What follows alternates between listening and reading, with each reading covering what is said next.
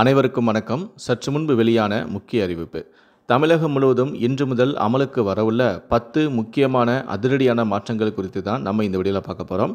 இதை பற்றி விரிவாக தெரிஞ்சுக்கணும்னா இந்த வீடியோவை கடைசி வரைக்கும் ஸ்கிப் பண்ணாமல் முழுமையாக பாருங்கள். இந்த வீடியோக்குள்ளே போகிறதுக்கு முன்னாடி இந்த வீடியோக்கு ஒரு லைக் பட்டனை ப்ரெஸ் பண்ணிடுங்க. இதுவரைக்கும் நீங்கள் என்னோடய சேனலை சப்ஸ்கிரைப் பண்ணாமல் இருந்தீங்கன்னா மறக்காமல் சப்ஸ்கிரைப் பண்ணிக்கோங்க. கூடவே அந்த பெல் சிம்பிளையும் மறக்காமல் கிளிக் பண்ணிக்கோங்க. சரி, வாங்க இப்போ நாம் வீடியோக்குள்ளே போகலாம். முதல் அறிவிப்பு. எல்பிஜி சிலிண்டரின் விலை. சென்னையில் வர்த்தக பயன்பாட்டுக்கான 19 கிலோ எடை கொண்ட கேஸ் சிலிண்டரின் விலையானது 31 ரூபாய் குறைந்து 1809 ரூபாய் 50 பைசாக்கு விற்பனை செய்யப்பட்டு வருகிறது. அதே நேரம் வீட்டு பயன்பாட்டு சிலிண்டரின் விலையில் எந்த மாற்றமும் செய்யப்படவில்லை. அதனால் வீட்டு உபயோக சிலிண்டரின் விலையானது 818 ரூபாய் 50 பைசா என்ற அளவிலேயே தொடர்கிறது. இரண்டாவது அறிவிப்பு.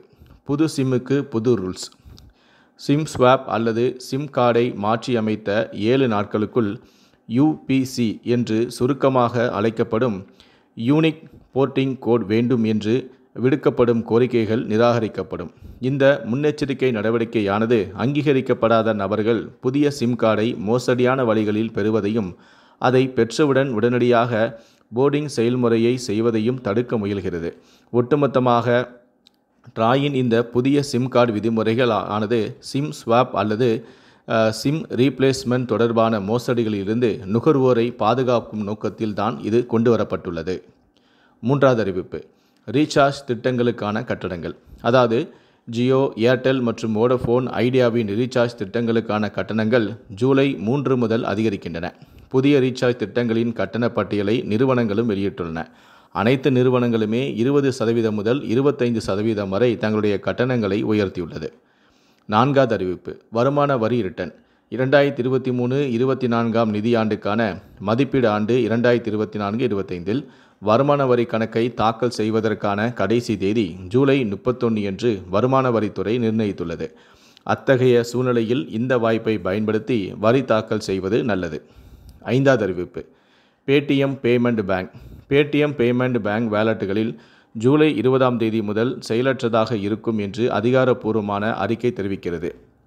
இந்த காலாவதியான ஜீரோ பேலன்ஸ் வேலட்டுகளுக்கும் 1 வருடம் அல்லது அதற்கும் மேலாக எந்த பரிவர்த்தனைகளையும் செய்யாதவற்றிற்கும் பொருந்தும். ஆறாவது அறிவிப்பு. எஸ்பிஐ மற்றும் ஐசிஐசிஐ கிரெடிட் கார்டுகளுக்கான விதிகளில் மாற்றம். ஜூலை 1 முதல் குறிப்பிட்ட சில கிரெடிட் கார்டுகளுக்கான அரசு தொடர்பான பரிவர்த்தனைகளில் ரிவார்டு பாயிண்டுகளை சேமிப்பதை நிறுத்துவதாக எஸ்பிஐ கார்டு நிறுவனம் அறிவித்துள்ளது. அதேபோல ஐசிஐசிஐ வங்கியானது கிரெடிட் கார்டுகளில் பல திருத்தங்களை செய்துள்ளது. கிரெடிட் கார்டு வழங்குபவர் ஜூலை 1 முதல் கார்டுகளை மாற்றுவதற்கான கட்டணத்தை 100 ரூபாயிலிருந்து 200 ரூபாயாக உயர்த்தியுள்ளது. எமரால்ட் பிரைவேட் மெட்டல் கிரெடிட் கார்டில் கட்டண மாற்றம் பொருந்தாது எனவும் கூறியுள்ளது. ஏழாவது அறிவிப்பு. கிரெடிட் கார்டு பில் செலுத்துவதற்கான புதிய விதிகள்.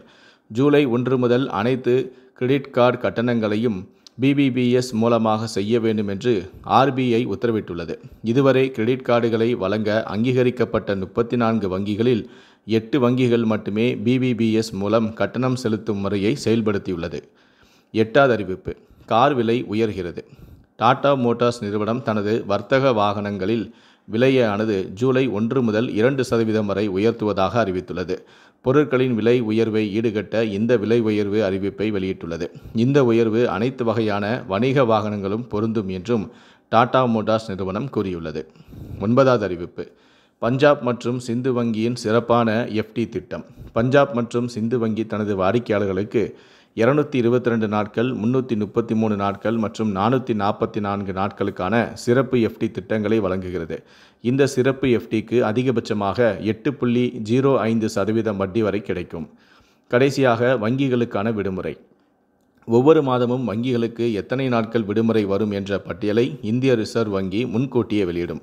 அந்த வகையில் வருகிற ஜூலை மாதத்துக்கான வங்கி விடுமுறை பட்டியல் வெளியாகியுள்ளது. வழக்கமாக சனி ஞாயிறு விடுமுறையை தவிர்த்து மொஹரம் பண்டிகையை முன்னிட்டு வங்கிகளுக்கு விடுமுறை வருகிறது. இதை தவிர உள்ளூர் விடுமுறையும் சேர்த்து மொத்தம் 12 நாட்கள் இந்த மாதம் வங்கிகள் மூடப்பட்டு இருக்கும். இந்த 10 அறிவிப்புகளை பற்றிய உங்களுடைய கருத்துக்களை கீழே இருக்கக்கூடிய கமெண்ட் செக்ஷனில் மறக்காமல் சொல்லுங்கள். முடிந்தளவுக்கு இந்த வீடியோவை மற்றவங்களுக்கும் ஷேர் பண்ணுங்கள். மேலும் இது போன்ற பல வீடியோக்களை பார்க்கணும் அப்படின்னு நினச்சிங்கன்னா மறக்காமல் சேனலை சப்ஸ்கிரைப் பண்ணுங்கள். கூடவே அந்த பெல் சிம்பிளையும் மறக்காமல் கிளிக் பண்ணுங்கள். நன்றி, வணக்கம்.